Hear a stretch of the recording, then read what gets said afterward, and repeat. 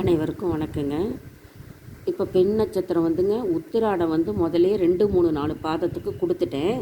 உத்திராடத்துக்கு பின்னாடி கொடுக்குறேன்னு சொல்லியிருந்தேங்க. இப்போ இந்த பெண் பிள்ளை நட்சத்திரம் உத்திராடம் 1ஆம் பாதத்துக்கு பொருந்தும் ஆண் நட்சத்திரம், மான் நட்சத்திரமும் பொருத்தமும் பாதமும் கொடுத்துருக்கேன்.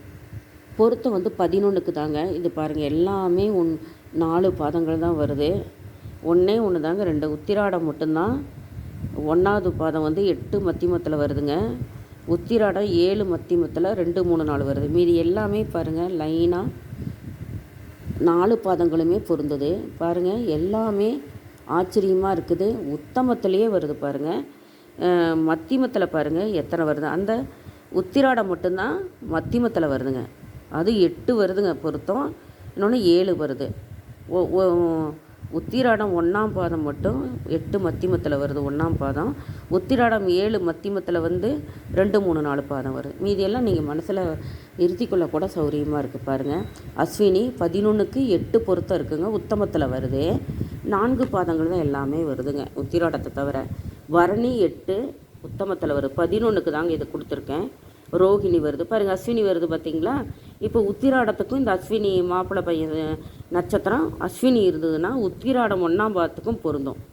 அப்படி வச்சுக்கணுங்க. நம்ம அந்த எந்தெந்த பெண் பிள்ளைக்கு அஸ்வினி நான் குறிப்பிட்டிருக்கிறேன்னா அந்த பெண் பிள்ளைக்கு ஜாதகமெல்லாம் வாங்கிக்கலாம் நம்ம. அஸ்வினி, பரணி, ரோகிணி, மிருகசீரிஷம், திருவாதிரை, பூசம், ஆயில்யம், மகம், பூரம், அஸ்தம், சுவாதி, அனுசம், கேட்டை, மூலம், பூராடம், உத்திராடம். உத்திராடம் மட்டும்தாங்க மத்தியமத்தில் வருது.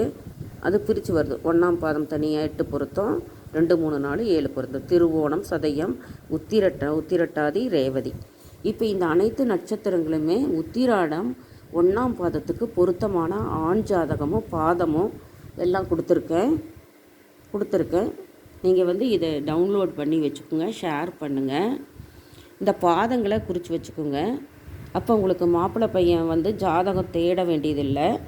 இந்த பெண் பிள்ளை ஜாதகம் வந்துன்னா நீங்கள் ஜோதிடத்தில் அணுகி திசா புத்தி 8ஆம் திசை நடக்குதா, எந்த புத்தி நடக்குது, அதுக்கு வந்து 8ஆம் 6ஆம் திசை நடக்கக்கூடாதுங்க.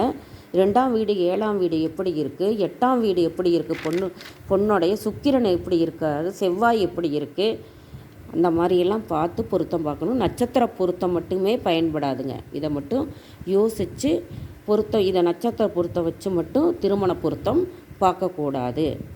இதில் 100க்கு 75%னா மீதி வந்து ஜாதக கட்டத்துலேயும் பார்க்கணுங்க. சுபம்.